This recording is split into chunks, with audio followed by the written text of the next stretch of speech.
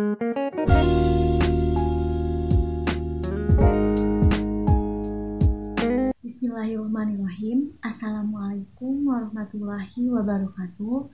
Ismi Nopiaponi Agustiani Anamin Pasli Komisun Jim Fikis Meta Alim Lugha Al-Arabiyah. Baik, pada kesempatan ini saya akan menjelaskan materi tentang kedudukan, tujuan, dan ruang lingkup pembelajaran bahasa Arab di Madrasah Tsanawiyah. Baik, sebelum saya menjelaskan apa itu kedudukan, tujuan, dan ruang lingkupnya, perlu diketahui bahwa mata pelajaran bahasa Arab adalah mata pelajaran yang diarahkan untuk mendorong, mengembangkan, membina kemampuan, serta menumbuhkan sikap positif, baik kemampuan secara reseptif maupun produktif. Nah, apa itu reseptif? Reseptif adalah kemampuan di mana seseorang mampu memahami pembicaraan orang lain serta memahami bacaan berbahasa Arab. Lalu yang produktif itu apa? Nah, yang produktif, kemampuan produktif ini adalah kemampuan di mana dia mampu memahami atau berkomunikasi baik secara lisan maupun tulisan. Nah, jadi pada umumnya kedua kemampuan ini sangat penting dalam mempelajari bahasa Arab dan merupakan suatu alat komunikasi untuk mempelajari sumber-sumber ajaran Islam, baik itu Al-Quran, hadis, tafsir, dan kitab-kitab yang lainnya. Baik, langsung saja kita ke pembahasan, yaitu kedudukan.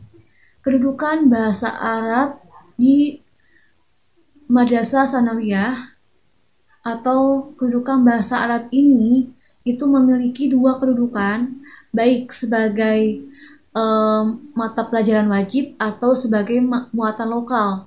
Nah, kalau sebagai muatan wajib atau mata pelajaran wajib, artinya bahasa Arab ini dituntut untuk menguasai 4 aspek qiraah, kitabah, kalam, dan istima, serta untuk bisa mengaplikasikannya.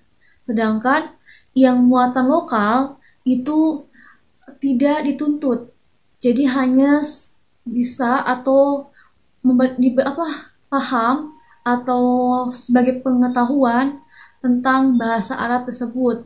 Biasanya bahasa Arab sebagai bahasa muatan lokal ini digunakan di SD, SMP, atau SMA. Sedangkan yang wajib itu biasanya di sekolah yang lebih keagamaan kayak MI, MTS, dan Aliyah.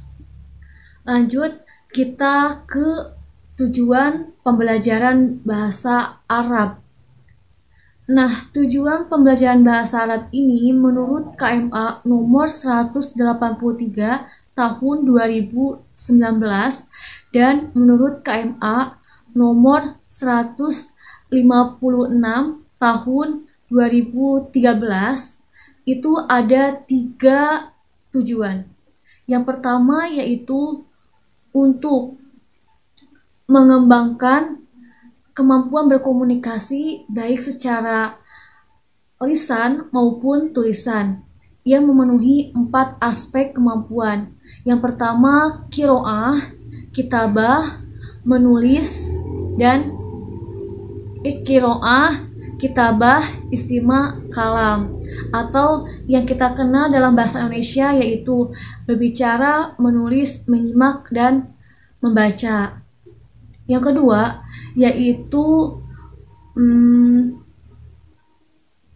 mengembangkan kesadaran tentang pentingnya bahasa Arab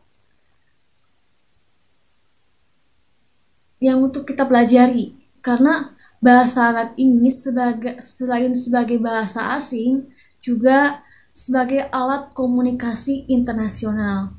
Terus bahasa Arab juga merupakan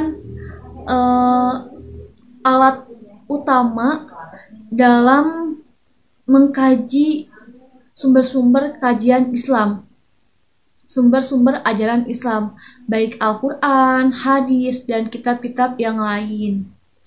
Nah, yang terakhir atau yang ketiga yaitu mengembangkan pengetahuan tentang saling keterkaitannya antara bahasa dan budaya. Jadi ketika kita ingin menguasai budaya bahasa Arab, tentunya kita juga harus memiliki kemampuan berbahasa, baik secara gramatikal, wacana, sosiologi, dan strategi. Karena tidak mungkin kita ingin menguasai bahasa asing tersebut, tapi kita tidak tahu budayanya. Begitupun dengan sebaliknya. Nah, yang terakhir nih, yaitu ruang lingkup pembelajaran bahasa Arab di Madrasah Sanawiyah itu meliputi tema-tema yang berupa wacana lisan atau tulisan, baik dalam bentuk paparan maupun dialog sederhana, seperti identitas diri, kehidupan lingkungan, kehidupan keluarga, profesi, hobi, dan lain-lain, yang memiliki fungsi komunikatif seperti mengenalkan dirinya sendiri, mengenalkan orang lain, tempat, negara, juga bisa menunjuk fasilitas umum, menunjuk peralatan sekolah, dan lain-lain. Baik, cukup sekian. Mungkin itu saja yang dapat saya sampaikan. Kurang lebihnya mohon maaf. Wabillahi taufiq wal hidayah. Wassalamualaikum warahmatullahi wabarakatuh.